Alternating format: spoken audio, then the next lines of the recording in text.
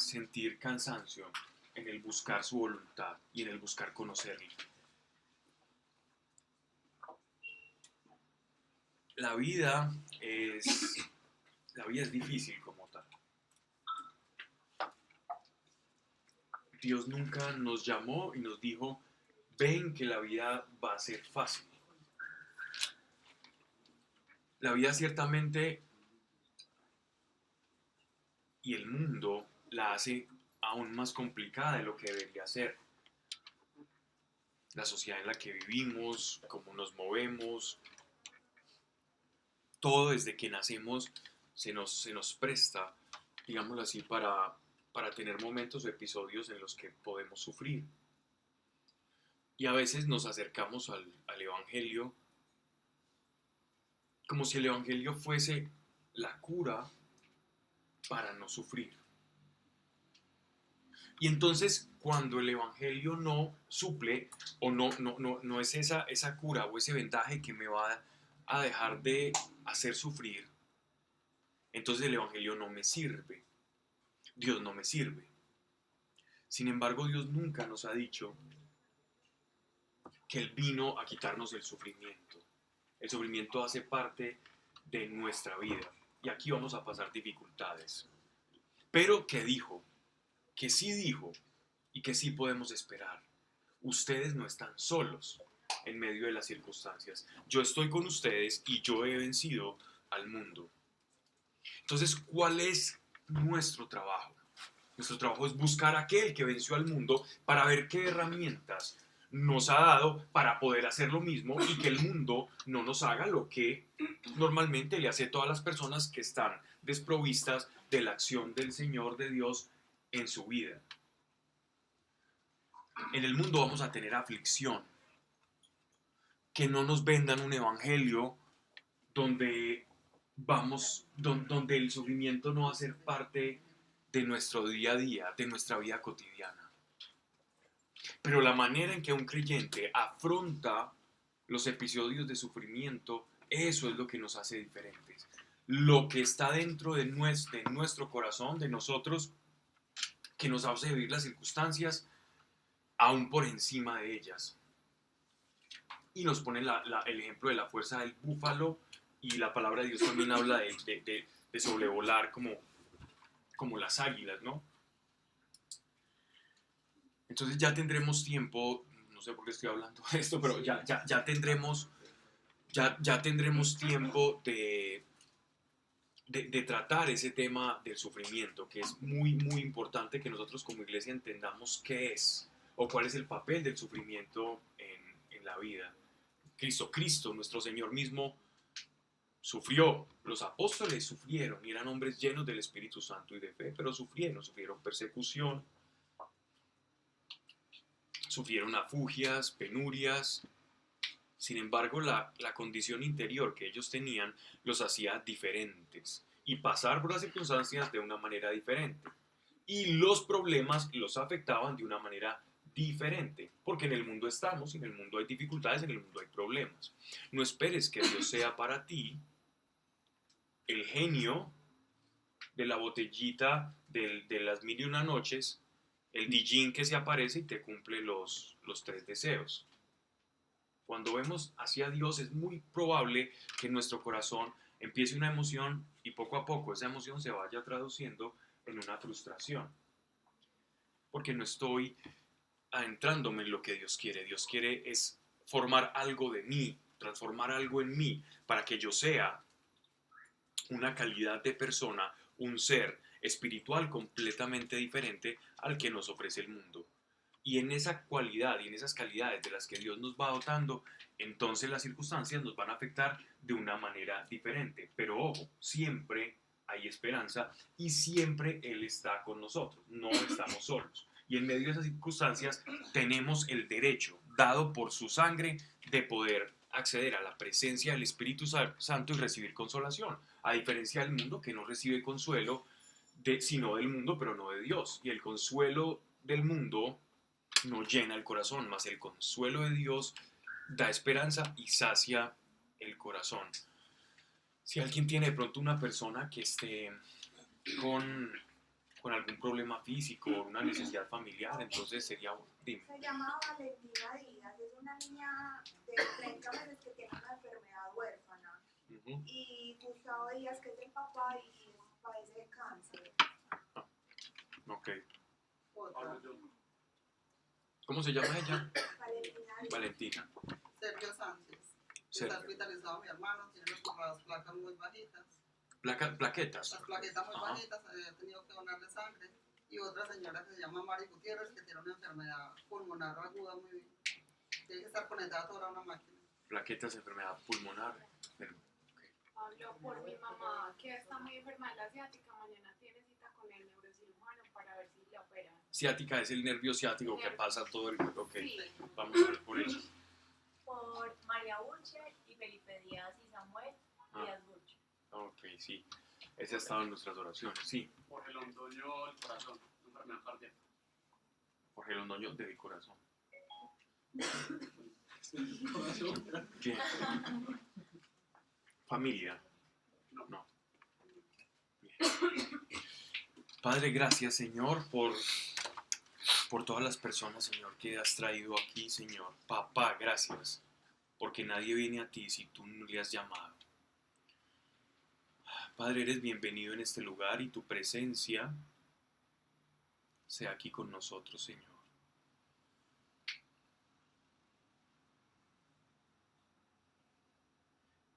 Vamos a hablar de tu palabra, de tu revelación, Padre, y aprovechamos tu presencia para confrontarla, Señor, con ese nervio ciático que está afectando, que está siendo aprisionado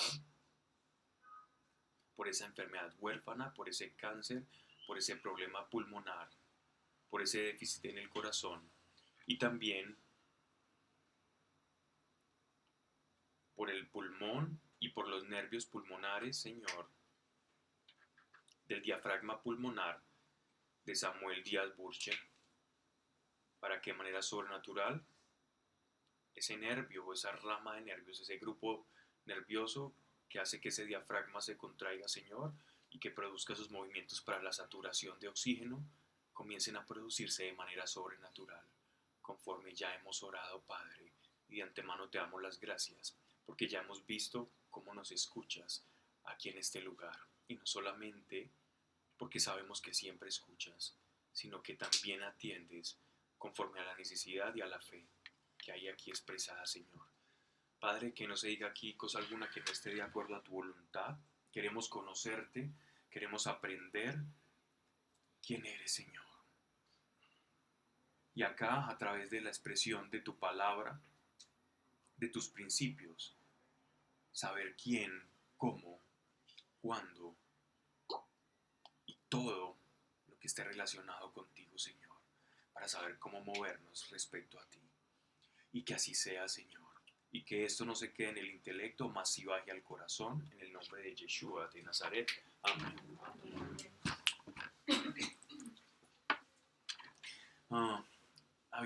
Estamos viendo el libro de la carta del apóstol Pablo a la iglesia que está ubicada en Roma. Precisamente habíamos quedado en el capítulo 13, verso 11, ¿verdad? 9. Íbamos a iniciar el 11, el 9-10 trata sobre no estar endeudados y ya nos habíamos referido a lo que eran las deudas, ¿no? Y que a Dios no le gustan las deudas, no porque Él las pueda adquirir, sino porque las deudas te esclavizan. Las deudas son amarras para ti. Si tú las tienes, no es que sea pecado, es que Dios te está advirtiendo que aquel que es tu acreedor es prácticamente tu amo y tu señor, porque tú al deberle a ese acreedor te vas a hacer esclavo de esa deuda, vas a tener una necesidad de pagar, ¿cierto? Y como Dios le está hablando a personas creyentes que cumplen su palabra, entonces yo estoy atado por mi palabra a tener que pagar eso. No que sea pecado, pero Dios lo que está diciendo a través del apóstol es mucho cuidado porque que la deuda no sea monetaria, sino que tu deuda más bien en el espíritu sea una deuda de amor con el otro. Y veíamos el amor o de hacer el ejercicio. ¿Se hicieron el ejercicio? ¿Sí lo hicimos? No. ¿Cuál? De respiración. de ver a los demás, a alguien de la casa o los más cercanos o los lejanos, preferiblemente los de la casa, como si tuvieras una deuda de amor con él. ¿Se sintió bien? ¿Se sintió con paz? ¿O no se sintió bien? ¿No sentiste como que algo se cayó? Algo quedó. Dices, creo que yo me preocupaba más o creo que me tensionaba más con esta persona de lo que debía, pero cuando cambia mi perspectiva sobre esa persona, también cambia mi corazón y yo recibo paz. Cuando yo estoy cargado emocionalmente por una persona y no ofrezco amor, inmediatamente en mí se va a desarrollar una especie de carga o estado de tensión. Y por eso es que nosotros es como si tuviéramos muchas veces incluso la llave para sentirnos mejor, pero no la utilizamos. Y estamos esperando movimientos externos para cambiar una condición bajo la cual nosotros tenemos la llave. Estamos esperando a que alguien de la colmena nos abra la llave interior cuando nosotros tenemos las llaves y no las hemos extraviado y siempre las hemos tenido para poder experimentar el amor. ¿Okay? Vamos entonces a este capítulo, para no redondear porque eso sí hablamos mucho la charla pasada. Capítulo 13, ya hemos avanzado mucho, versículo 11 de la carta del apóstol Pablo a los romanos. Y esto, ya que conocéis en qué tiempo estamos, porque es hora de levantaros del sueño.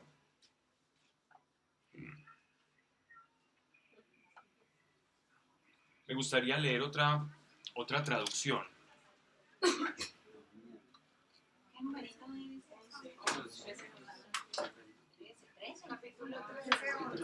Sería extraño escuchar de otra traducción que no utilice la palabra sueño, pero me gustaría ver si de pronto en alguna de sus traducciones encontramos alguna que no diga sueño, que me parecería extraño. En todas está similar, por lo menos en sinónimos. Y esto ya que conocéis en qué tiempo estamos, porque es hora de levantaros del sueño. ¿Okay? Vamos entonces a ver de qué sueño o a qué sueño se refiere el apóstol Pablo, ¿verdad? Y lo vamos a relacionar con Primera de Tesalonicenses, capítulo 5, del verso 1 al 10. Si quieren lo leo, pero lo pueden ubicar o relacionar. Del 5, capítulo 5, del 1 al 10. Es toda la exhortación sobre la persona que le preguntaban, una persona que murió dentro de la iglesia. ¿Okay? Entonces miren cómo dice. En cuanto a las fechas y los tiempos, hermanos, no necesitan que les escribamos. No necesitan, se supone que ya lo sabían. ¿Cuándo son las fechas en las que todo esto va a ocurrir? ¿Qué es lo grande que va a ocurrir? Que nuestro Señor va a venir por nosotros y se va a producir la tan esperada parusía, la venida de nuestro Señor por su iglesia. Entonces, en cuanto a las fechas y los tiempos, hermanos, no necesitan que les escribamos. Ustedes saben muy bien que el día del regreso del Señor llegará cuando menos se lo espere, como un ladrón que llega en la noche. Si uno se espera un ladrón en la noche, entonces ya no es un ladrón, ¿cierto? Ya está avisado. ¿Qué quiere decir esto? Que la venida del Señor va a ser en un momento que, si bien hay señales para que podamos identificar el tiempo, el momento concreto, a ciencia cierta no lo vamos a saber. Podremos saber, esta es la noche en que posiblemente llegue el Señor, no que sea de noche, ¿no? Sino en sentido figurado. Pero la hora precisa no lo vamos a saber, no la podemos medir, ni con ecuaciones bíblicas, ni con hacer las cuentas que muchos hacen de las semanas del profeta Daniel. La hora ni la fecha no la saben. Russell, el padre fundador de los Testigos de Jehová, intentó a través de ciertos artificios bíblicos intentar decir o predecir en qué momento iba a venir nuestro Señor, y obviamente eso no pasó cuando él lo predijo, y le tocó reevaluar toda su tesis otra vez. Y eso está dentro de, digámoslo así, como dentro de los errores en los que han incurrido muchas veces los testigos de Jehová, y lo tapan diciendo que Jesús sí vino, pero de forma aparente, no vino como lo esperábamos, ¿no? para poder tapar un poco el error doctrinal de su padre fundador. Entonces nótese acá que él dice, cuando la gente diga todo está en paz y tranquilo, entonces vendrá de repente sobre ellos la destrucción, como vienen los dolores de parto, a una mujer que está encinta y no podrá escapar. Pero ustedes, hermanos, no están en la oscuridad para que el día del regreso del Señor los sorprenda como un ladrón. Para nosotros va a ser todo lo contrario. Todos ustedes son de la luz y del día. No somos de la noche ni de la oscuridad. Por eso no debemos dormir como los otros, sino mantenernos despiertos y en nuestro sano juicio. Los que duermen, duermen de noche, y los que se emborrachan de noche. Pero nosotros, que somos del día, debemos estar siempre en nuestro sano juicio. Debemos protegernos como con una coraza. Una coraza era un pectoral, una de las partes o de la indumentaria militar, ¿cierto? Era toda la parte pectoral que en la indumentaria de los romanos era algo así como una especie de peto, general, a veces eran en bronce, cobre, plata, y tenían como una especie de fortificaciones en cuero, pero generalmente no eran como las armaduras teutonas o germánicas, que eran muy cubiertas, sino que ellos tenían mucha movilidad. Entonces él está diciendo que nosotros debemos literalmente protegernos, dice, como una coraza, con una armadura, con la fe y el amor. Entonces, ¿cuáles son los ingredientes, según el apóstol Pablo, que identifica a una persona que está en estado de vigilia? Que está en estado de vigilia, es decir, que está despierto. ¿Qué identifica a una persona? ¿Cómo identificamos una persona que está despierta según el mundo espiritual? Una persona despierta tiene ciertas características. La primera dice, tiene fe, es una persona que tiene fe. ¿Y qué es la fe?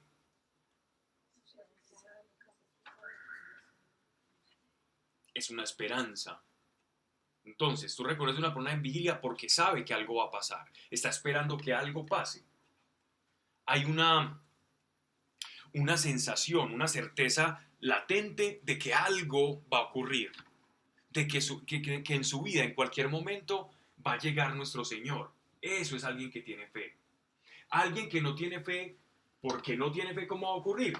Comamos y bebamos, como decían algún adagio de los romanos, que mañana moriremos.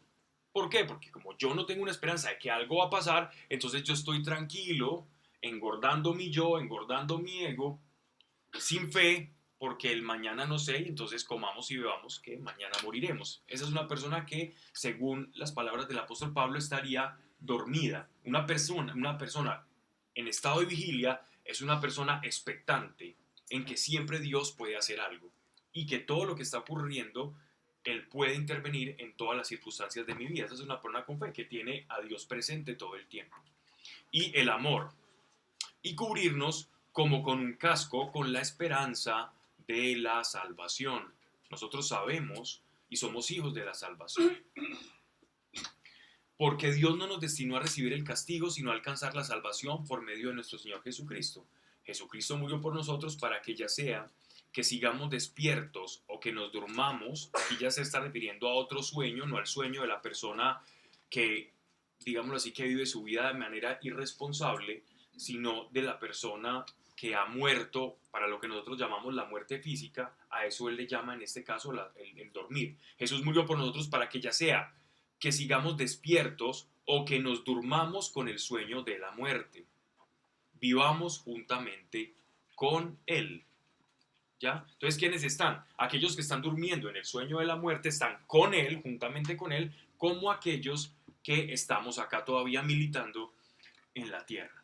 Entonces, miren cómo dice en el Romanos capítulo 13, versículo 11. Y esto, ya que conocéis en qué tiempo estamos, ¿en qué tiempo estamos? Según el apóstol Pablo, estamos en el final de los tiempos, en la última dispensación, en la última fase de la salvación y de la redención total de la humanidad.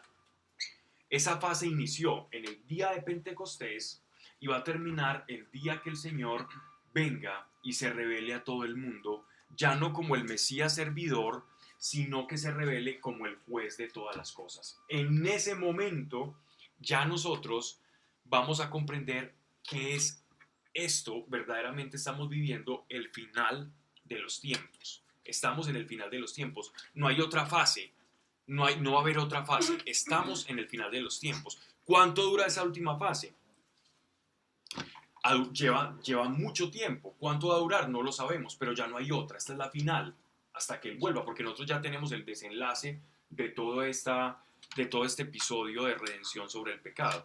Entonces, ya que conocéis en qué tiempo estamos, porque es hora de levantaros del sueño, pues nuestra salud está ahora más cercana que cuando creímos. O sea, cada paso, cada día nos acercamos más a esa redención completa. Es muy normal en la literatura apostólica que nosotros nos encontremos con que los apóstoles tenían tanta vivencia de Dios, tanta vivencia en el Espíritu Santo. Para ellos el vivir realmente era el mundo espiritual. Ellos tenían, no solamente por los dones del Espíritu Santo, sino por la intimidad y la calidad de sintonía que tenían con Dios, que para ellos todo era como inminente. Y es que cuando normalmente una persona ha tenido una revelación, una visión, inmediatamente es como, el mundo ya se va a acabar, porque ve tan cerca a Dios que dice, esto ya se nos va a acabar. Y los apóstoles vivían a flor de piel toda la revelación. Entonces para ellos siempre fue inminente, e incluso atrevería a decir, según juzgamos los textos, que podían incluso llegar a pensar que a ellos les iba a tocar la venida de nuestro Señor. El apóstol Pablo, por ejemplo, según sus textos, es como si ellos estuvieran esperando que durante su vida y su peregrinaje en esta tierra, su predicación, camino a Roma, en cualquier momento el Señor iba a llegar por su iglesia y el mundo se iba a transformar. Pero ya de aquí a eso llevamos unos días, 2000 y algo más de años. Entonces dice, pero por amor a aquellos que han de salvarse, ¿no? Decía por allá Ireneo de León, un padre de la iglesia, que hasta que el número de ángeles caídos se iguale al número de personas que van a ser salvas, ese día se va a completar la obra. Miren, la noche va muy avanzada y se acerca ya el día. Despojémonos pues de las obras de las tinieblas y vistámonos de las armas de la luz. Andemos decentemente y como de día, no viviendo en comilonas y borracheras, no en amancebamiento y libertinaje. Amancebamiento es vivir, digámoslo así, como fuera del matrimonio, en relaciones libertinas. En amancebamiento y libertinaje, no en querellas y envidias, ni en querellas ni envidias. Pablo, ¿qué es una querella? Una querella es una disputa, es una escaramuza, es un conflicto, es vivir como conflictuado con otra persona.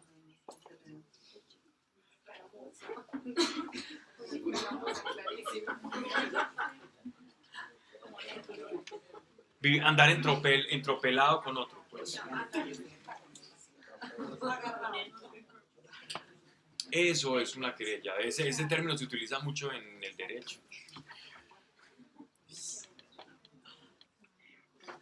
Miren esto. ¿Quién está despierto y quién está dormido?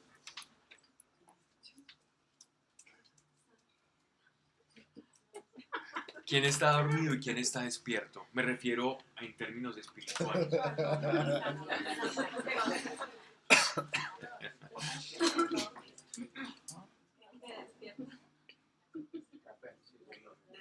Cuando el mundo, miren, cuando el mundo te controla, cuando tus intereses son los del mundo, cuando tus intereses son los que el mundo te ofrece, cuando tu meta y tu tu realización en la vida depende de intereses inoculados, inyectados por el mundo, es un signo de que estás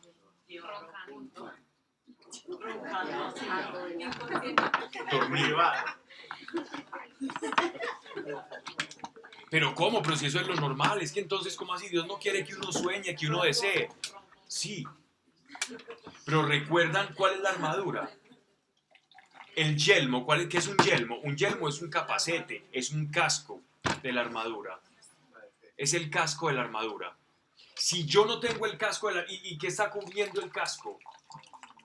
La cabeza. ¿Y qué parte del cuerpo rige a todo el cuerpo? La cabeza. Y si la salvación está en la cabeza, significa que mi realización está en la salvación. O sea, que mis ojos deben apuntar a la salvación. Mi realización, en tanto, es lo que está en mi mente y guardo en mi mente, debe estar apuntado hacia el orden de la salvación. Y lo que me configure más a ese ser salvo que soy. Me haga encarnar más esa verdadera identidad que yo tengo en Dios. Ese es el yelmo de la salvación. Esa es la manera en que hacemos práctica las palabras tan abstractas del apóstol Pablo, tan metafóricas. El yelmo de la salvación es que mi cabeza, mis pensamientos estén enfocados en la salvación que tengo. Esa debe ser mi realización. Entonces, si yo soy una persona espiritual que tengo el casco de la salvación, por decirlo de esta manera figurada, entonces quiere decir que eso que me ofrece el mundo, eso que me vende, no es mi realización, por lo tanto, mi felicidad no va a depender de eso. No va a depender de eso. Y eso se va a convertir en un añadido, en una añadidura para mi vida. Esa es la verdadera añadidura. Quien está dormido está buscando la añadidura. Quien está despierto conoce, sabe lo que realmente es importante, porque es lo que da paz. Y es que el mundo nos demuestra una y otra vez, y a nosotros mismos nos ha pasado, que cuando nosotros queremos aquel objeto deseado, tenemos este objeto deseado, nos damos cuenta, hay serios problemas. Lo he disfrutado durante algunas semanas, pero parece que ya no me produce el mismo placer, el mismo gozo, la misma complacencia que antes. Ocurre con los objetos, ocurre con los noviazgos, ocurre con todo. Suena feo.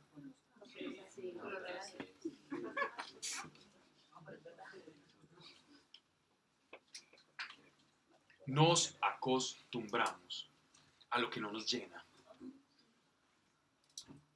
Pero cuando buscamos lo que verdaderamente nos llena o nos va a llenar, ahí es donde verdaderamente vamos a decir, esto sí vale la pena. Por eso ya entiendo lo que dice el apóstol Pablo, que es lo que él busca, porque él ya entendía que esta dinámica. Y es más, no nos vamos al Evangelio, vámonos al libro del Eclesiastés. ¿Alguno estuvo con nosotros viendo Eclesiastés hace algunos años? ¿Quiénes? Solo Sebastián y Sebastián. Y Melissa. Bueno, ese está en YouTube. Todo Eclesiastés está en YouTube. Es muy recomendado ese libro. ¿Por qué?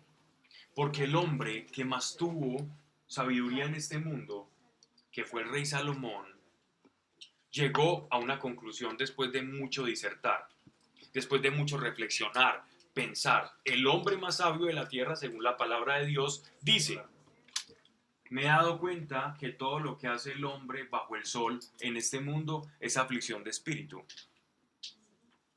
Que vanidad de vanidades, todo es vano, todo es vanidad. Es como intentar querer atrapar el viento. Y cuando creo que soy feliz me doy cuenta de que no lo soy. Y tuve todo en este mundo, más de muchos que me sucederán, y antes, los que estaban antes de mí. Y he descubierto que todo es aflicción de espíritu. ¿De qué le sirve trabajar al hombre bajo el sol si en últimas va a encontrar que nada de esto lo va a llenar y no va a encontrar la realización? Pero todos vamos detrás de eso. Y él decía, yo ya me di cuenta, y ahí nos dejó un librito que se llama el Eclesiastés, o el Coelet en algunas traducciones, que en última significa el predicador. Eso es lo que traduce, que se le atribuye al rey Salomón. Entonces, si el rey Salomón ya nos dice a nosotros, si nosotros leemos la palabra de Dios, él nos dice, mire, todo esto, yo ya me encargué de trabajar todo esto, lo tuve todo, tuve muchas mujeres, tuve muchas suegras también, tuve gente, tuve todo, más que cualquiera bajo el sol. Y he descubierto que todo esto es aflicción de espíritu. He descubierto eso. Entonces, ¿qué nos podemos esperar? Dime, Laura. Pablo, pero ¿por qué es tan difícil uno mantenerse ahí? Pues ya uno conociendo, pues yo sé, obviamente vivimos en una carne pecadora, caída, lo que sea. Pero ¿cuál? De pronto hay alguna otra razón por la que sea tan difícil uno permanecer en ese estado de confusión constante. ¿Sabes por qué es difícil? ¿Te acuerdas? Hay un pasaje en varios evangelios. Hablemos del evangelio de Juan, cuando nuestro Señor está en Getsemaní, está en el huerto, ¿cierto? Y estaba en la noche. En la noche normalmente se molían o se desgajaba de los olivos toda la cáscara, como la pulpa, para extraer el aceite, en un lagar de aceite, que eso es lo que significa Getsemaní. En ese momento nuestro Señor estaba orando y sus discípulos, me imagino que el más voluntario, desde el menos voluntarioso al más voluntarioso, iban cayendo como en efecto dominó, en estado de sueño. Primero se dormía el uno, empezaba así, Señor, Dios te quiero, pa. Después el otro, sí, Dios, así, pa. Iban cayendo hasta que seguramente quedó Pedro por ahí, digamos, el último, y alcanzó a escuchar Juan. Y por eso nosotros tenemos el Evangelio donde Jesús dice, el espíritu está pronto, pero la carne es frágil, pero la carne es débil. Y esa circunstancia la vamos a afrontar siempre. Y nuestro Señor nos la dejó como una muestra en los evangelios, con sus propios discípulos, que otrora pues iban a convertir que posteriormente se iban a convertir, en sus apóstoles. Y nos demuestra la fragilidad. Y que en esa naturaleza binaria que nosotros tenemos de carne y espíritu, nuestra carne siempre va a tener unas tendencias y nuestro espíritu, como no duerme, siempre va a estar listo. El problema es que con la carne nosotros hacemos dormir al espíritu. Y entonces quien está dormido en realidad es que está dormido, no a la carne está muy despierto, está a flor de piel, con todos los sentidos exaltados. Pero el espíritu, por efectos de la carne, es como si fuera una manta que la carne le pone al espíritu para que el espíritu esté ciego y esté como en ese estado hipnótico o esté dormido. ¿Qué pasa? También, para un poco aderezar lo que estamos hablando, con lo que yo alimento mis ojos, lo visual, lo que escucho, lo que veo, va a alimentar el deseo de realización. Y el marketing, la publicidad, no es sino que salgas y veas camiones, no es sino que salgas, prendas un noticiero, no es sino que pongas YouTube y vas a ver, yo no sé quién paga el YouTube sin publicidad, pues, pero esa publicidad de YouTube es muy molesta, donde siempre sale y yo tengo una cosa, cada vez que veo una publicidad de YouTube, esa cosa nunca la voy a comprar, porque me da rabia que me interrumpan alguna cosa que quiera ver. Eso no le pasa a nadie. Bien, siquiera. Entonces, ¿qué pasa? Todo ese exceso de publicidad. ¿Quién es publicista acá? La publicidad va a atacar directamente con mensajes tu subconsciente, todo lo que superficialmente tú crees que no puedes captar, pero que va ingresando, ¿no? Y eso pasaba, Coca-Cola lo sabía desde hace mucho tiempo. Y entonces te ofrecían una bebida con un osito polar muy tierno en Navidad y un niño corriendo una maratón y que llegaba feliz, sudoroso a abrazarse con su mamá y le ofrecían una Coca-Cola y el niño ya saciaba su sed. Pero todos sabemos, y los que han hecho algún deporte, y yo no he visto el primer partido de básquetbol o de fútbol que salgan con una Coca-Cola al pobre tipo. Pero afectaba tanto la publicidad al subconsciente de las personas que incluso uno escuchaba a las abuelas o anteriormente se decía mucho, está deshidratado, dele Coca-Cola a mí. Bueno, tiene líquido y tendrá algo, pero no es lo ideal, ¿no? Porque no tiene los electrolitos. Pero ¿qué pasa? ¿A qué voy yo, Laura, con esto? Y perdónenme tanta ilustración, pues, que me pasé. Pero el punto es que nos estamos alimentando visual, auditivamente, nuestro entorno nos está animando a decirnos en nuestro subconsciente, si no tienes esto, eres infeliz. Pero el problema es que nosotros sabemos en nuestro consciente que cuando lo tenemos tampoco somos felices. Y es un círculo vicioso, ciclando en una realización que no vamos a lograr tener. Y esa es la paradoja y por eso se nos hace tan difícil, porque es que el entorno no ayuda mucho. Entonces, ¿qué nos toca a nosotros? A veces despertar el espíritu y un poco apaciguar ese entorno que nos está asfixiando. Y a veces toca salir de cosas y salirse de algunas cosas que nos están bombardeando, porque en realidad puede parecer muy bonito, muy interesante, pero lo que te está haciendo es daño. A ver, yo no soy muy dado como a las redes sociales, ¿cierto? Pero, por ejemplo, yo he visto, hay personas con adicción a las redes sociales y se la pasan viendo o pueden ver, y entiendo el porqué, una necesidad de ver cómo está la vida de los excompañeros, de los amigos, a ver qué tal le fue como para compararse, ¿no? Entonces, si ve que el uno está muy llevado, dice, se sube, yo sí quizás no tanto, pero el otro está muy bien, dice, ¿qué no hice yo en la vida? Yo creo que a mí me hace falta algo, yo me siento como paralizado. En realidad, todo eso es una ficción. No estás paralizado, no estás nada, te estás comparando con una persona que está mintiendo en una red social. Y eso te va a producir en ti, va a producir en ti una necesidad de yo quiero eso, y es esa realización. Entonces estamos viendo una ficción de la carne. Entonces la pregunta de Laura es muy a tono a este tema de estar dormido, porque el mundo te ofrece estar dormido, pero ¿cómo vivir estando despierto? ¿Cómo despertar de este sueño? Con la armadura de Dios, con la esperanza en la salvación y la comunión con Dios. Pero Laura, el cuerpo siempre va a ser débil. Siempre. Pero tenemos al Espíritu Santo. ¿Y tú sabes eso? Bien. Y nos pasa a todos. Yo puse un ejemplo de las redes sociales porque era, digámoslo así, como el más fácil. Pero pasa en todos los ámbitos. Quizás tú no ves redes sociales, pero te gustan mucho los carros. Y andas en tu 8, en el Volkswagen modelo 82, que le chirrea todo, hasta la pintura. Dices, no, a mí me gustan. Y sabe de todos los motores, sabe de qué sale, wow, este tiene este turbolag, y el suyo ni siquiera tiene turbo, y eso, sabe todo. Pero ve el carro del vecino, y se compara, y viene una sensación mala. Es una sensación ficticia de realización. Una sensación ficticia de realización. Que lo único que va a suscitar en ti es envidia. La envidia, cuando tenemos envidia, es difícil que nos podamos disponer a orar. No hay envidia sana, eso no existe. Existe la envidia. No hay envidia sana. La envidia de la buena no existe.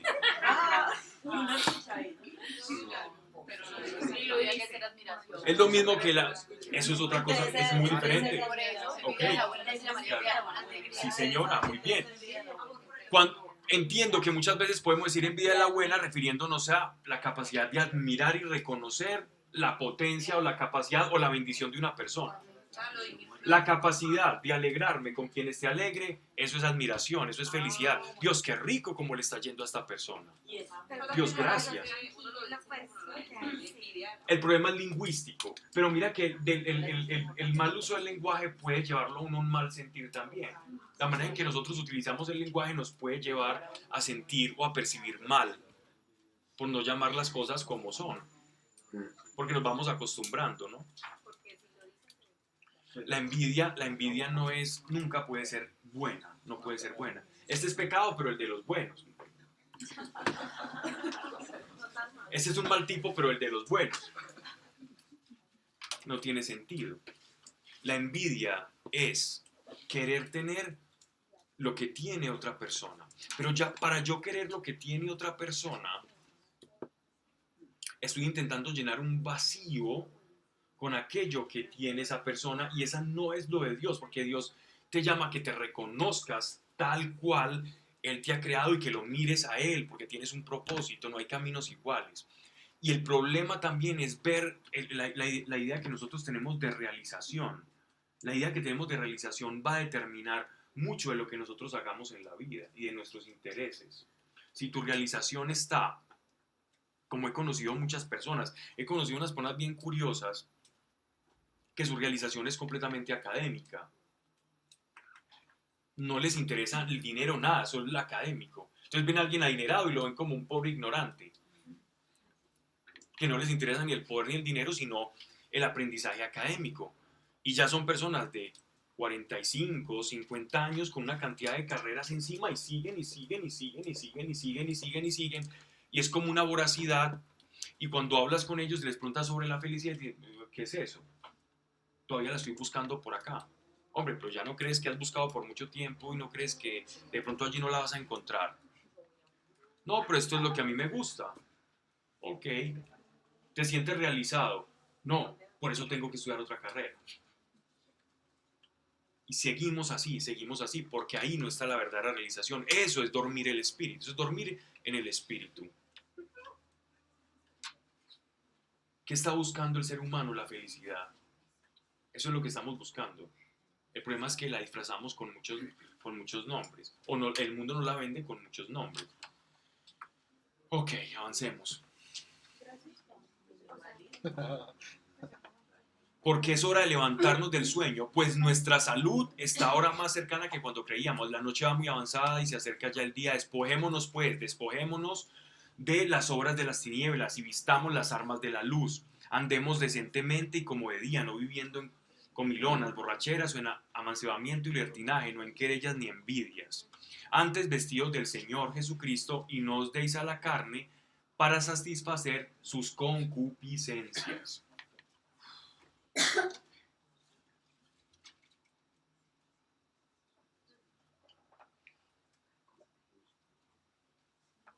Volvemos a la carne y al espíritu. Esto es súper interesante lo que se viene. Bien. Vivir en la carne es dormir. Para sintetizar, vivir en el espíritu es despertar.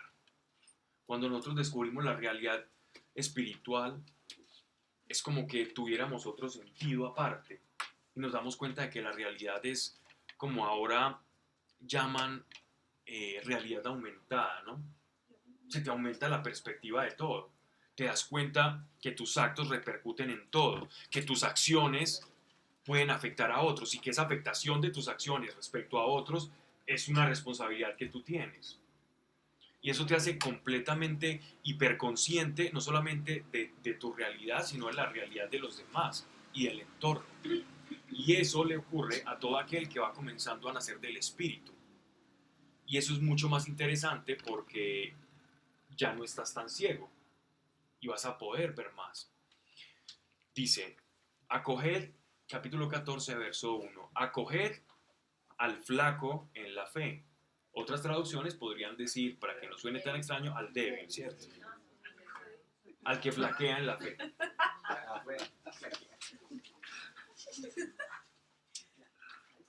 Acoged al flaco en la fe, sin entrar en disputas sobre opiniones.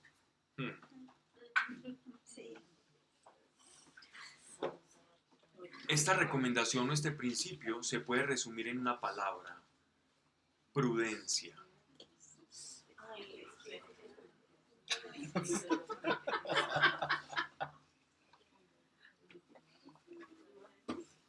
Si hay un flaco en la fe, o si hay un frágil o débil en la fe, significa que hay uno que está fuerte, porque no podemos de hablar de flaco sin gordo, no podemos de hablar de débil sin fuerte.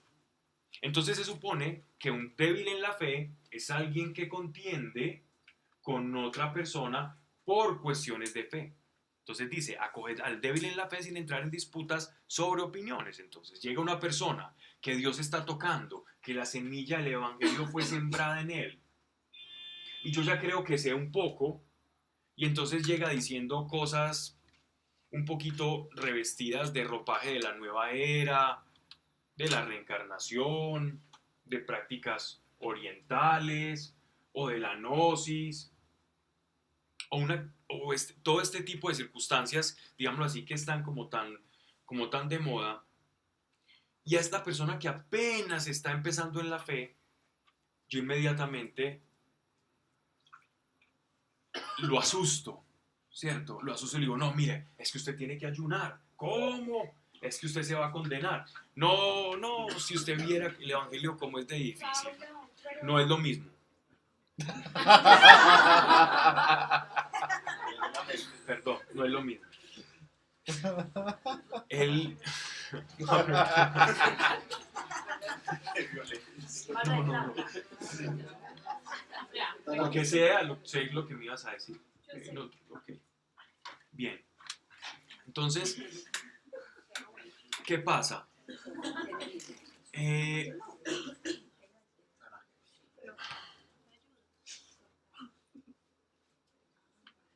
Vamos a poner un ejemplo práctico para llevar esto al plano práctico, porque este libro es muy, muy práctico. Tú eres una persona que ayuna 2 veces al mes, ¿cierto? Eliges 2 semanas para ayunar, digamos un ayuno de 2 o 3 días. Y tú te sientes muy bien en tu relación con Dios por tu manera de ayunar. Te funciona y eres una persona que llevas una correcta vida de piedad y que haces esfuerzos en tu voluntad para reprender la carne. Y a ti te sirve. Tú que te crees grande en la fe, lo haces y está bien. Y llega una persona muy frágil en la fe, empezando, y esa persona dice, ay, yo estoy tan feliz con Dios, qué rico, qué rico esos judíos como tenían que hacer todas esas cosas, pero mi relación con Dios es muy fresca y yo me la vivo muy bueno, y eso es tan bueno, yo voy hablando con Él en el carro, mientras me ducho, y todos los lugares en los que, mejor dicho, uno tiene que estar ahí y no tiene que concentrarse, sino que como ya estoy solo, pues ahí sí hablo con Dios. ¿Cierto? Eso no ocurre muy normalmente. Y entonces yo digo, wow, yo que soy fuerte en la fe, que ayuno 2 veces por mes, le digo, no, así no es. Esa persona apenas está conociendo a Dios, así no es. Es que usted tiene que ayunar 2 veces como yo al mes. Así no lo va a escuchar Dios, eso no es así. Y empiezo a venderle mi perspectiva de Dios y a contraponerla suponiendo que yo vivo la manera correcta con Dios. Ojo, lo más probable, pensando bien, es que sí sea correcto, que tú sí estés viviendo un gran idilio con Dios y seas una persona que estás creciendo mucho en la fe. Pero con ese solo acto estás demostrando, con eso solo acto, estás demostrando que te falta un principio muy grande por aprender todavía. Y que te toca empezar, así como aquel al que estás reprendiendo o amonestando, sobrevendiéndote con tu manera correcta de seguir a Dios. ¿Cierto? Entonces, acoged al flaco en la fe sin entrar en disputas sobre opiniones. Entonces yo no puedo llegar a contrariar a una persona que está comenzando en la fe con este tipo de situaciones. No me va.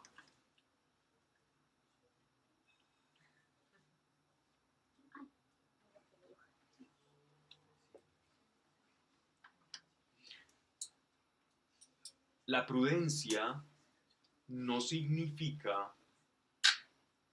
aceptar. La prudencia no significa callar. Significa hablar lo necesario.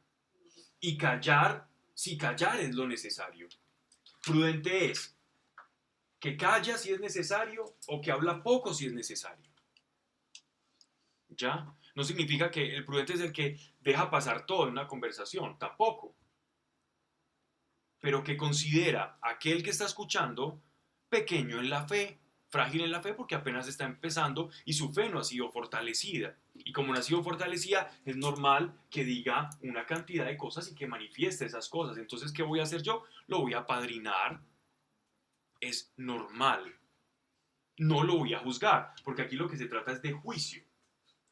¿Cierto? Eso es una disputa. Entrar en disputas es porque yo estoy juzgando lo que estás diciendo. No vale la pena entrar en esas discusiones. Y es muy normal y te vas a encontrar con muchas personas así. Dios te va a poner muchas, si no es que ya todos hayan experimentado eso, que es lo normal. Llegan personas y te dicen eso y tú le dices, sí, ok, y vas dejando que Dios vaya actuando en él y él va caminando y cuando menos pienses, este tipo ya corrió 2 millas, 2 yardas más que tú, y dices, pero ¿cómo? Si yo lo traje al Señor y este ya corrió 2. Pues alégrate en el Señor que una semilla que el Señor te permitió, que permitió como darle abono, abonar, está creciendo mucho. Alégrate, porque esa es la alegría, lo contrario es la envidia. Bien. Dice, hay quien cree poder comer de todo, y esto lo vamos a ver muchas veces. Hay quien cree que puede comer de todo, entonces hay quien dentro de la iglesia dice, no, me gusta la morcilla, me gustan los chinchulines, me gusta esto, me gusta lo otro, y llega acá. Y de pronto llega otro más piadoso, más bíblico y dice, pero mire, aquí está escrito en la ley, esto es la palabra de Dios. ¿Usted no cree que esto es la palabra de Dios? Sí, yo creo que es la palabra de Dios, la Biblia, claro, yo creo que es la palabra de Dios. Pues mire, usted dice que es la palabra de Dios y aquí dice que come sangre, queda impuro. Y entonces usted dice, pero ¿cómo así? A mí me gusta mucho la morcilla, a veces tengo problemas de hierro y entonces tengo que comer sangre y todo eso, me gusta el hígado con cebolla, etcétera, etcétera. Quiero comer y quiero hacer todo esto. Y entonces una persona débil en la fe te va a decir, mucho cuidado, usted nunca recibió el Espíritu Santo, porque si usted hubiera recibido el Espíritu Santo le hubiera mostrado que eso no se debe comer. Y eso es lo que está pasando muchas veces en la iglesia. Entonces mire lo que dice el apóstol Pablo, esto no lo digo yo. Hay quien cree poder comer de todo. Hay quien dice, no, yo como de todo, estoy feliz, tengo mi relación con Dios, no tengo problema. Y hay quien dice, yo me privo de estas cosas. Dice, otro flaco, pero aquí la palabra flaco no, porque entraríamos en un juego de palabras y muy en relación al tema. Otro débil tiene que contentarse con verduras. Y esto es bien importante. Miren, dentro del cristianismo, dentro de la iglesia, han surgido muchos movimientos y siguen surgiendo. Somos más de 7,000 denominaciones. Imagínense aprender los nombres. Uno sabe, digamos, de las 20 denominaciones más famosas, pero 7,000, llegar hasta ese punto. Eso significa que por opiniones hay muchas divisiones. Y una división muy interesante que separa mucho la iglesia es el comer, es la alimentación, es la forma en la que te alimentas, que separa la iglesia. Hay quienes dicen recibir unas revelaciones en las que Dios les dice cómo tienen que comer y si no comen así no son creyentes de verdad. Hay quienes llegan a Romanos y dicen, yo como de todo, y el apóstol Pablo dice que no hay problema. Y él es el apóstol de los gentiles, yo soy gentil, pues yo no tengo problema. Pero para otros, por ejemplo, el comer carne comienza a volverse una contradicción, porque qué pesar de los animalitos. Entonces, no, qué pesar de los animalitos, no, qué horror. Nosotros somos asesinos, si voy a una carnicería y no lo soporto, y mi conciencia me acusa y me dice, tú que caminas con el Señor, no debes comer carne.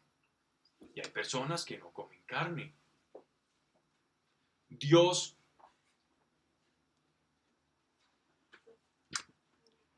¿a quién está condenando?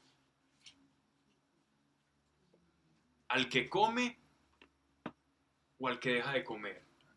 ¿Al que se priva de ciertos alimentos por su conciencia y por su amor a Dios?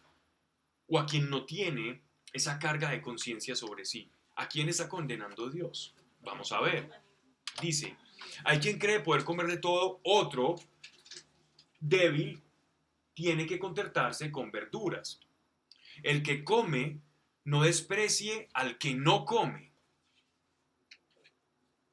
Y el que no come no juzgue al que come, porque Dios lo acogió. Porque Dios lo acogió. ¿Qué es esto? En el primer caso, de acoger al flaco en la fe y no discutir sobre opiniones, y el de sobre la comida y la bebida es un ejemplo práctico que el apóstol Pablo nos pone, y ese ejemplo, ¿qué quiere decir? Tú, hombre, no tienes derecho ni tienes el aval a juzgar a nadie. No juzgues. Deja que Dios lo haga. Pero si tu conciencia te acusa, cuidado, no lo hagas. Si para ti comer carne es un acto completamente enfermizo, es de cavernícolas, de trogloditas, de cromañón, entonces no lo hagas, porque si tu conciencia te acusa, no lo hagas, porque quien actúa contra conciencia está pecando. Mas si tu conciencia no te acusa respecto a esas minucias, hazlo. No, querida, mi conciencia no me acusa de matar gente, entonces... A mí vale. Porque eso está estricto, ¿no? Pero vale, suena gracioso, pero podría ser una contradicción. El que come no desprecia al que no come, y el que no come no juzgue al que come, porque Dios le acogió. ¿Quién eres tú, verso 4, para juzgar al criado ajeno? Es decir, es Dios el que juzga, no tú. Somos criados de una misma heredad, o somos hijos de una misma casa. Unos comen verduras, otros no. Quien les dirá qué se debe o qué no se debe hacer es Dios. Por eso procuremos nosotros tener una justa relación con Dios, para que el Espíritu Santo revele en nosotros con la convicción del pecado y de cuál es la justicia de Dios. Entonces dice, ¿quién eres tú para juzgar al criado ajeno? Que esté en pie o caiga es asunto que no te concierne. Es una forma educada de decir, sino a su amo.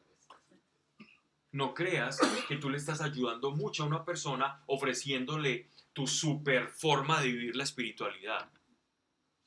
Mi super forma, la manera correcta, estructurada de vivir la espiritualidad es la que tú necesitas, porque tú estás equivocado. Ten cuidado con eso. Ten cuidado, porque nosotros fácilmente caemos en eso, y por la condición sana de querer ayudar. Eso es una manera de venderle yugo a otras personas. ¿De venderles qué, perdón? Como una especie de yugo. Claro, eso es ponerles un yugo. Eso es. Si hay una persona que es capaz de hacer yo no sé qué cuántos kilómetros trotando todos los días, y yo ya estoy asfixiado, y él me dice, no, es que tú tienes que hacer esto, tienes que hacer eso, es ponerme una carga. Tú tienes que hacer esto para poder tener una relación con Dios. Olvídate. La relación con Dios la tiene cada quien y es única e irrepetible. Por eso se llama tener intimidad con Dios, porque la intimidad no se tiene con muchos, la intimidad se tiene con una persona. Ese es íntimo. Dios, intimidad conmigo es que Dios se hace a mi forma para hablarme en mi lenguaje, no en el lenguaje del otro. Dios no te va a hablar en el lenguaje del otro. Que haga cosas similares en algunas ocasiones y que tenga unos principios o unas formas de actuar que nosotros podemos reconocer, esto lo hace Dios de esta forma, pero no siempre va a ser igual. Dios es muy creativo, Él es el Padre de la creatividad para hablarnos a nosotros. Dice, ¿quién eres tú para juzgar al criado ajeno? Que esté en pie o caiga, eso es asunto que no te concierne, si no le concierne al amo. Pero se mantendrá en pie, que poderoso es el Señor para sostenerle. Hay quien distingue un día de otro día. ¿Qué quiere decir distinguir un día de otro día? Pues en la ley está estipulado que el día séptimo, el día en que Dios descansó, llamado Shabbat, sábado, hay que guardarlo. Es un día que hay que guardar, es el día de reposo, ¿ya? Entonces los gentiles no conocían no tenían esa ley, y y no guardaban el Shabbat. Entonces él está diciendo en este sentido, dice, hay quien distingue un día de otro día, hay quien juzga iguales todos los días. Cada uno proceda según su propio sentir. El que distingue los días, por el Señor los distingue. ¿Por qué por el Señor? Porque quien guarda el Shabbat lo hace para cumplirle al Señor y para guardarse para Él y para dedicar todo ese día a la oración y a la meditación en Dios, descansando su cuerpo del trabajo. Entonces, ¿para quién lo está haciendo? Para Dios. Su intención volcada hacia Dios está bien, pero es tuya, es personal. Por el Señor los distingue, y el que come, por el Señor come, dando gracias a Dios.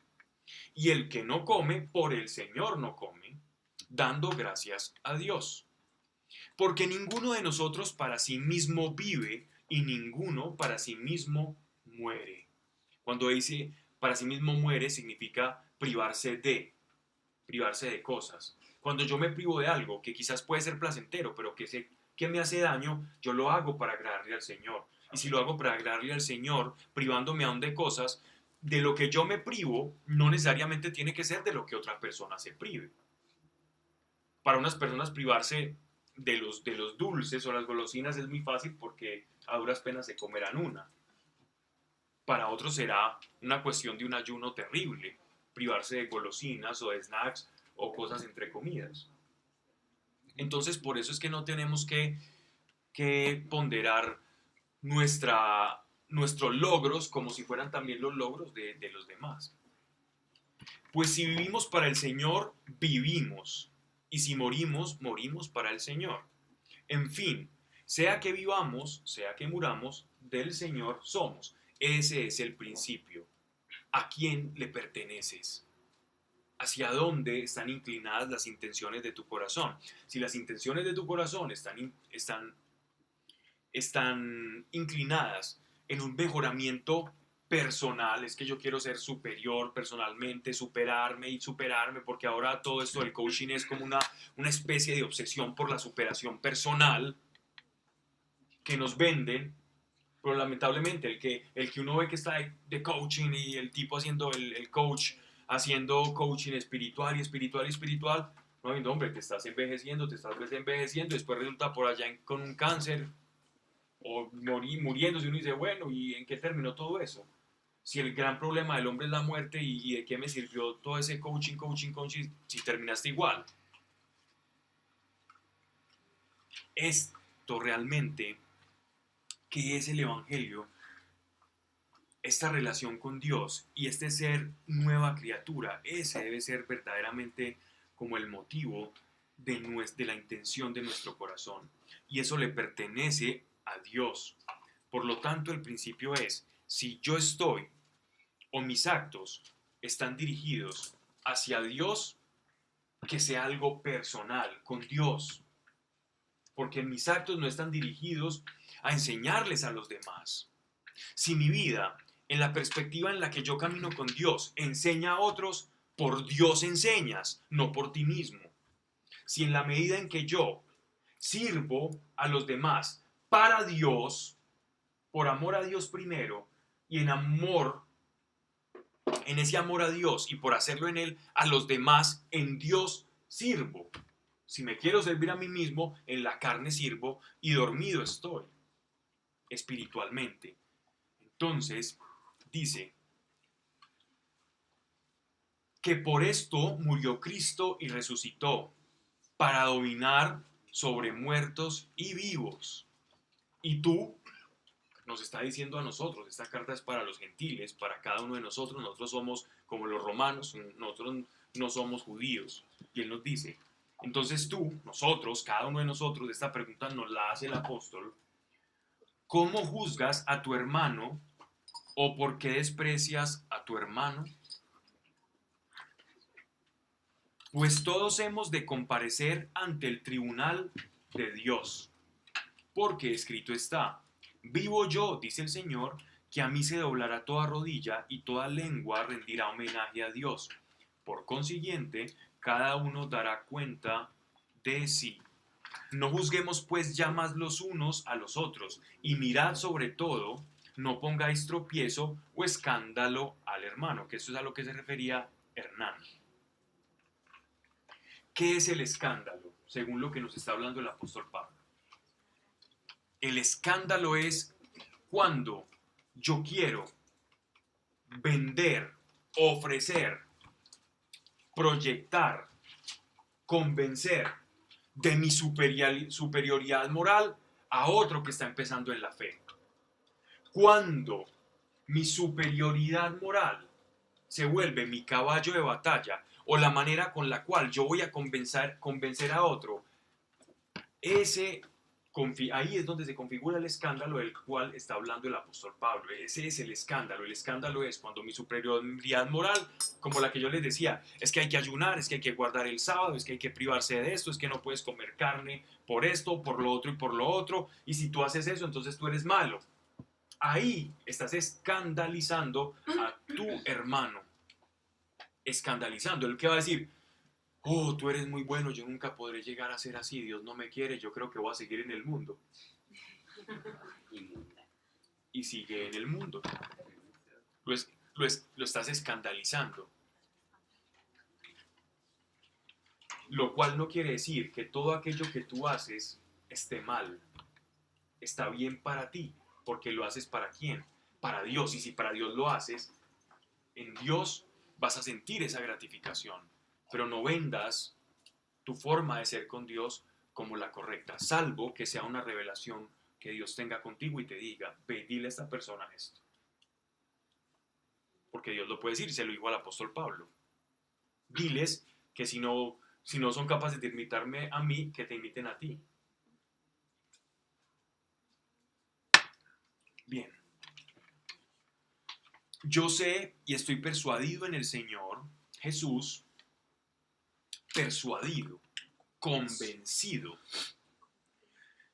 Si el apóstol Pablo, intentemos meter un poco en el psiquismo, en la psicología de Pablo apóstol, para que el apóstol Pablo diga, estoy convencido, quiso decir, o está queriendo decir que hubo algo en esto que él nos va a revelar, que en principio de su conversión fue un conflicto para él.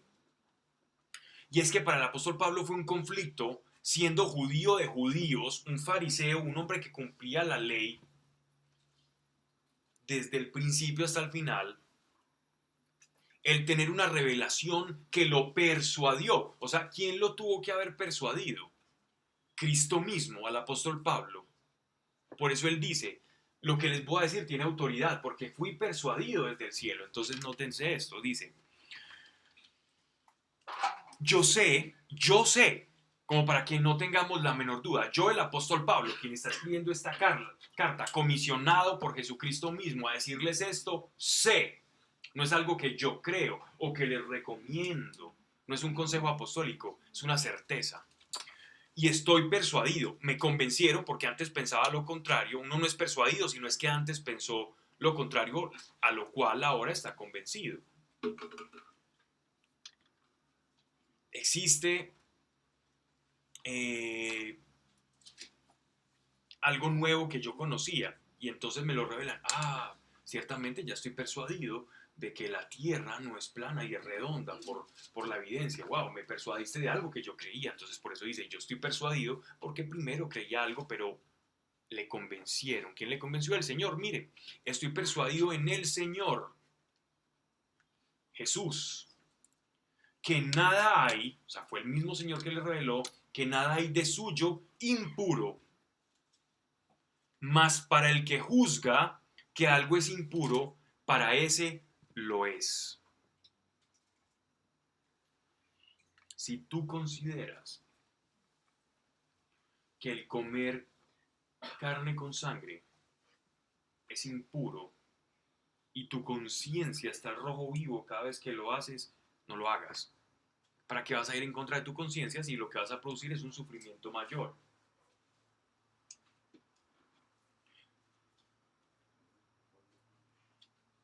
Si por tu comida tu hermano se entristeciese, Si por tu comida tu hermano se entristeciese, en un plato nos sirven acá, estamos celebrando una cena navideña y alguien le da por picar la morcilla y llega una persona que guarda el Shabbat y que no come cosa con sangre y entonces empieza a convencer a todos en la mesa, qué horrible lo que ustedes están haciendo acá, eso va en contra de la palabra de Dios, ustedes son unos pecadores, y empieza a insistir con ese argumento.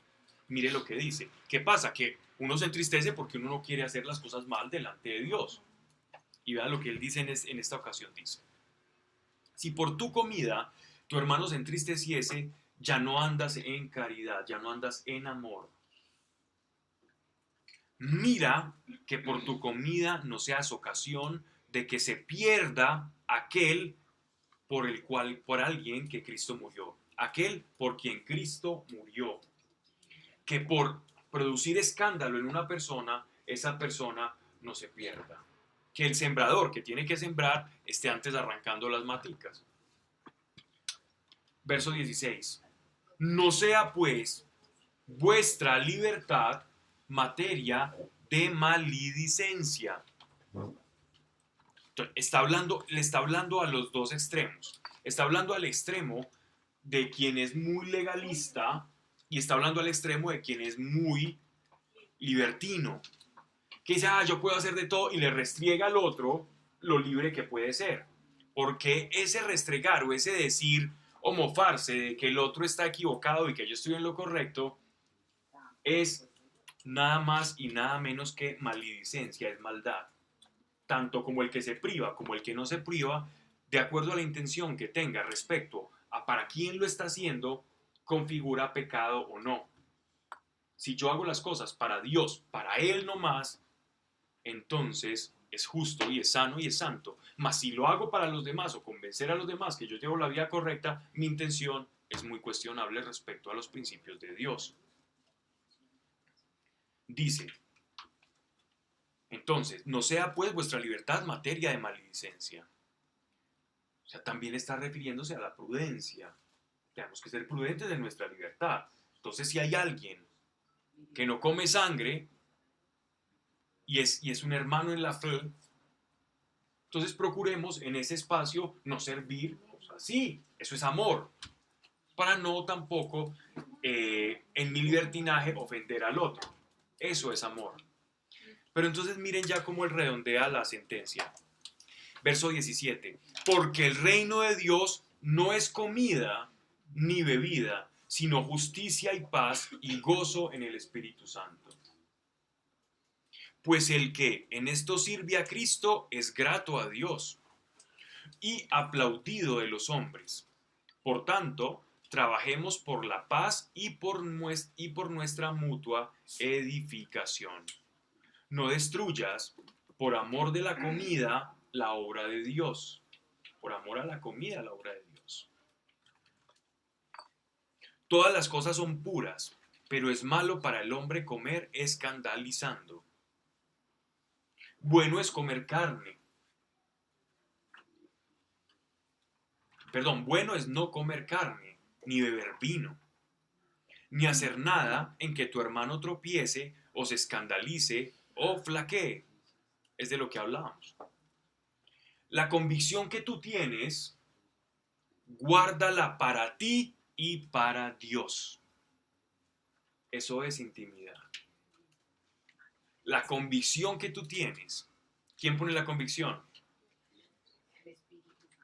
El Espíritu Santo. Es quien pone la convicción. Si tú tienes intimidad, créeme que vas a llegar a la misma convicción. Cuando has llegado por la carne o por repetir un patrón, eso no lo tienes por convicción, lo tienes por repetición. Y hay muchos creyentes sin convicción, sino por imitación o repetición.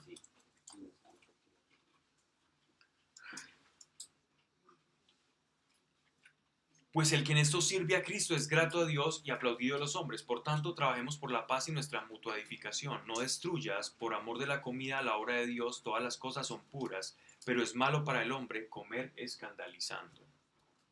Bueno es no comer carne, ni beber vino, ni hacer nada en que tu hermano tropiece o escandalice o flaquee. Ahí está el punto. La convicción que tú tienes, guárdala para ti y para Dios. Dichoso el que a sí mismo no tenga que reprocharse en las resoluciones que tome. Un ejemplo muy grande de ser una persona dichosa. Alguien dichoso es, dos puntos, en el versículo 22. Alguien dichoso es, dos puntos.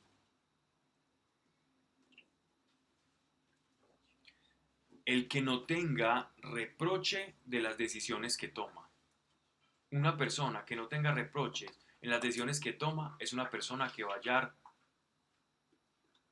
paz. Hay decisiones, voy a detenerme aquí un momento. Hay decisiones difíciles de tomar y duras en la vida, muy duras. Bien sea alejarnos de un pecado, bien sea alejarnos de algo que nos puede estar produciendo incluso dinero, pero está mal hecho. Bien sea dejar de pagar un impuesto y saber que lo puedo evadir, pero mi conciencia me acusa. Hay muchas cosas que nos producen un estado de placer o de bienestar, pero que el solo hecho de tomar la decisión y desarraigarnos de ella nos va a doler, porque todo desarraigo por lo general duele. Un vicio, un apego, una cosa que me está produciendo cierto estado de bienestar. Pero cuando yo tomo esa decisión, ¿qué está diciendo Dios? Dichosa la persona que toma esa decisión, porque es dichosa, porque paz va a llegar a su corazón. Y entre tanto, tu conciencia te siga acusando, porque el Espíritu Santo actúa dentro de ti, no vas a tener paz. Por lo tanto, no vas a poder ser dichoso o dichosa simplemente por eso. Dichoso aquel que tomando las decisiones no se reprocha por aquellas decisiones que ha tomado. No que no sea fácil tomarlas. Él no está hablando de difícil o fácil. Pero el que las toma y su conciencia le dice, tengo paz, ese va a sentir una dicha. Un dolor de desarraigo, pero una dicha posterior. Y esa dicha se termina convirtiendo en paz. Pero como estamos tomando decisiones todo el tiempo, entonces esto es un ejercicio de todos los días. Todo el día tenemos que trabajar en eso. No es solo uno que uno dice, ya llegué a la paz porque tomé esta decisión. No, eso es todo el tiempo. Todo el tiempo estamos en esta disyuntiva. Bien.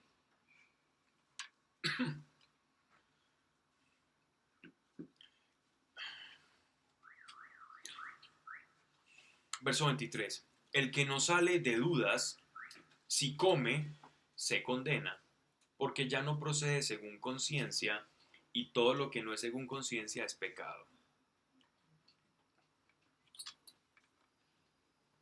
¿Necesita aclaración este punto? Ok.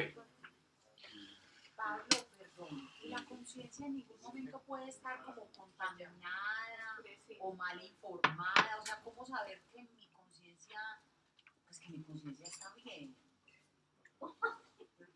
La conciencia siempre va a estar bien. Siempre va a estar bien, ahí no hay riesgo de pierde. ¿A quién está dirigida? ¿A quién está dirigida la carta? A los que A los creyentes gentiles. ¿Quién dijo los creyentes? A los creyentes gentiles. O sea, está destinada a personas que no tienen la conciencia cauterizada. La conciencia se puede cauterizar. ¿Qué es cauterizar? Que mi carne ya no la escuche. Entonces, no es que la conciencia sea mala, es que yo le ponga, tengo el Espíritu Santo poniéndome convicción de juicio, justicia y pecado, y yo ponga un telón negro y diga, no lo escucho, tengo orejas de pescado, soy de palo. Lo dije al revés, pero es así. sí, es que estaba perdida, era que verdad, la carta de esa creyente. Entonces, la conciencia es la manera en la que es la conexión del espíritu con Dios. Es de nuestro espíritu. La conciencia es espiritual. Conciencia no es una voz en la mente. No es Pepe Grillo. No es una conciencia moral. No es el super yo de Freud. La conciencia no es un esquema moral o un patrón de conducta de nacimiento aprendido por una construcción social. Esa no es la conciencia. La conciencia es el espíritu que recibe al Espíritu Santo y albergándolo comienza a despertar a un mundo espiritual, y el sentir del Espíritu y de Dios conforme a su plan original comienza a manifestarse dentro de ti de forma tal que aquello que desagrada a Dios, tú unido a Dios, también comienzas a sentir un poco de desagrado por aquello que desagrada a Dios. En principio no del todo, porque tienes carne y Dios no, y Dios es puro. Entonces tú empiezas a sentir poco a poco incomodidad con cosas que antes incluso podrías defender, con ideas que antes eran para ti supremamente racionables y de justicia social, y que ahora tú empiezas a cuestionar y a decir, pero venga, el trasfondo de esto, ¿qué es? Siento que algo me incomoda con esto. La manera en que te relacionabas con las personas. Antes decías, no me pases al teléfono, y te hacías el caremanuel, y de pronto ahora sientes que no, vas a decir, no me pases al teléfono, di que no estoy, y sientes un malestar interior. ¿Por qué ocurre eso? Porque tu conciencia está unida a la conciencia del Señor. O recuerdas cosas del pasado que hiciste y te duele. Dice, Señor, perdóname por eso que hice, porque no tenía esa conciencia, esa convicción de pecado. Pasa todo el tiempo, y entre más pase mejor, porque significa que el Espíritu Santo está actuando con mayor libertad. Pero ojo, que eso no sea un mea culpa constante, porque el mea culpa constante es lo que el demonio quiere en ti. Que sea un episodio para la reconciliación y el perdón.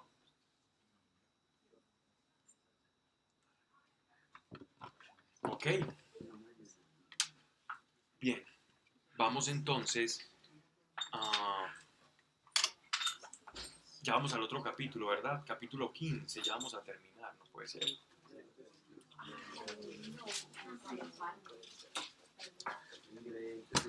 Bien. Ahora vamos a ver entonces estos ejemplos prácticos del frágil y el fuerte espiritualmente y del escándalo. En realidad aquí se tocaron 3 puntos para resumir.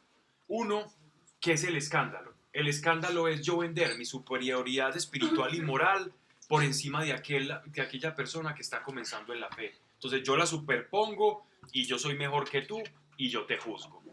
En síntesis es un juicio que yo hago en virtud de que yo soy mejor que tú. Eso es lo que está resumiendo él. Segundo punto que podemos resaltar de lo dicho anteriormente.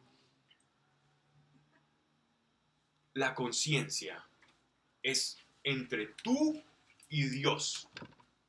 Tu conciencia no es para ofrecérsela a los demás. Tu conciencia es entre tú y Dios. Eso es intimidad.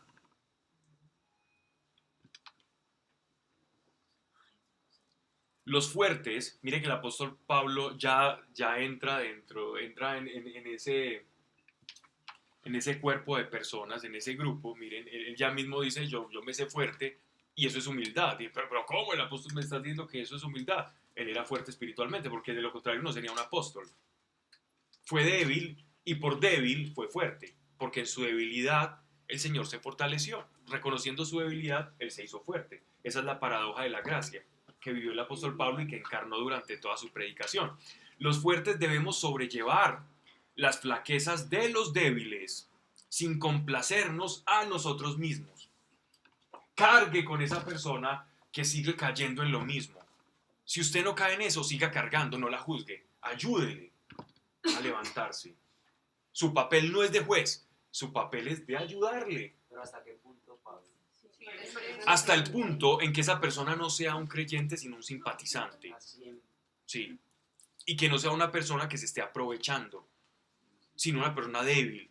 No es difícil reconocer a un débil en la fe de un aprovechado con pretexto de la fe.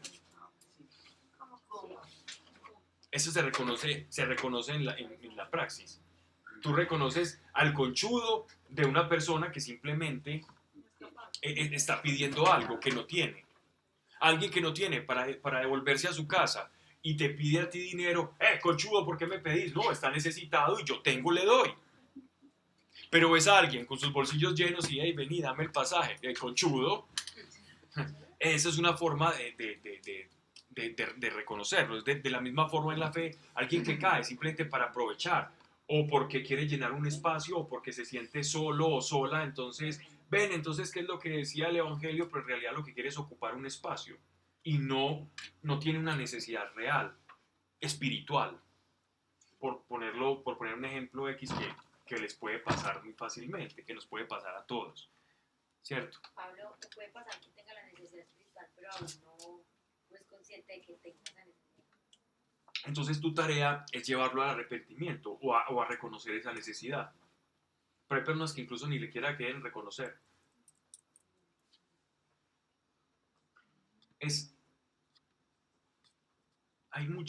Se produce mucho acá en nuestra idiosincrasia las personas que... A mí me ocurrió hace poco, en un bautismo,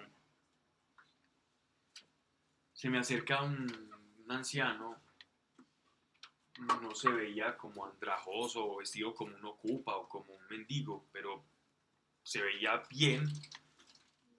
Se me acerca al final ahí en el atrio y me dice que si le puedo ayudar con dinero, que necesita pagar unas drogas y todo esto. Y yo pensé que no había llevado la billetera porque casualmente, curiosamente, el pantalón que tenía en ese momento no tenía bolsillos. Lo tenía como de mentiras. Si alguien es diseñador, nunca hagan eso. Pantalones. Ustedes han visto que uno a veces compra unos pantalones y no tienen un bolsillo ahí, pero está cosido. ¿Para qué? Y perdonen la tontería, pero tenía uno de esos y no llevaba la billetera, entonces yo pensé que sí la tenía, yo le quería dar dinero al hombre, y el hombre se me acercó de una manera muy piadosa, venga, bendito sea el Señor y todo eso, y cuando no le di me insultó. Entonces, entonces te acercas justamente en un momento de una liturgia, porque las personas están en un recogimiento espiritual y aprovechas para suscitar misericordia en ellos. Si no te dan lo que quieres, ¿cierto? Entonces los insultas. Más o menos lo mismo puede pasar, aunque puse un ejemplo muy extremo, con una persona con nosotros, ¿cierto? Que en realidad sí, no sabe que tiene una necesidad, obviamente que tiene una necesidad, posiblemente no es de dinero, pero por lo menos de ser menos grosero la tiene. O encontrar al Señor en su corazón y no acercarse simplemente a la iglesia buscando la sensibilidad espiritual de las personas con los pobres, ¿ya? Y en realidad su intención no era esa, ¿no? Ni bendecirme, ni decirme que qué bueno y Dios tan bueno, pero cuando no le das lo que quieres, pues, en fin, te maldice. Bueno, para terminar, los fuertes debemos sobrellevar las flaquezas de los débiles sin complacernos a nosotros mismos. O sea, eso es la mejor definición del don de servicio. Extenderte al otro sin buscar tu propio provecho o tu propio bienestar. Que haciendo eso vas a experimentar el bienestar del amor, sí, siempre. Pero algunas veces ese bienestar viene disfrazado de una cantidad de penurias, de paciencia, puede ser hasta de viajes y de cosas complejas.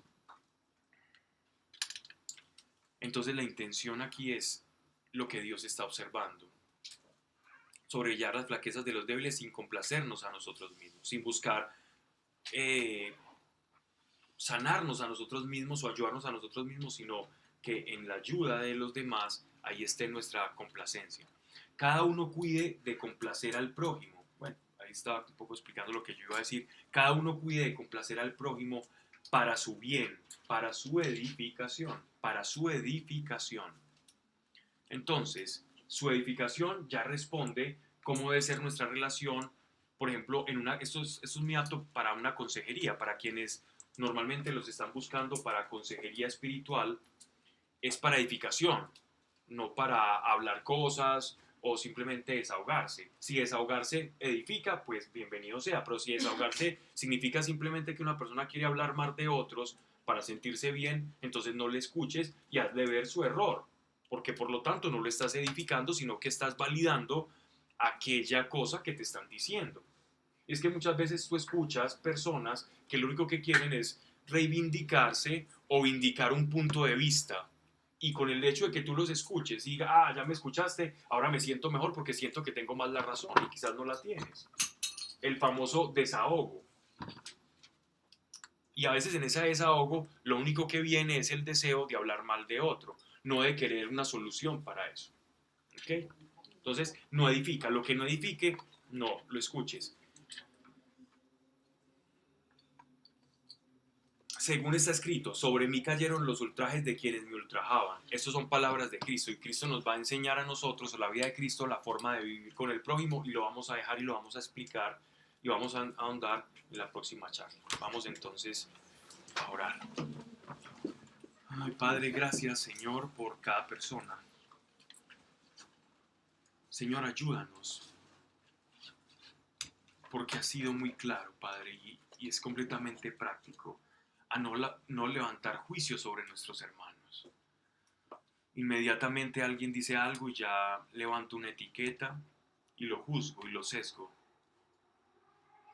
Que alguien exprese una inquietud, inmediatamente en mí se levante un aire de superior, o que por el contrario, por pretender ayudar, yo venda mi propia manera o mi propia conciencia y no tu palabra. No permitas que seamos vendedores de nuestro ego, de nuestro yo, mas sí de tu salvación, de tu misericordia, de tu poder. Y que siendo el terreno abonado, Señor, el Espíritu Santo, justo, pondrá la convicción en aquellos en los que hemos sembrado la palabra, para tu gloria.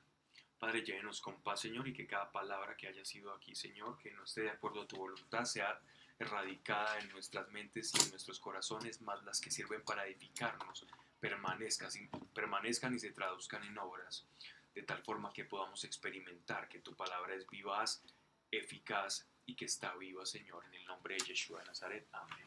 Amén. Gracias.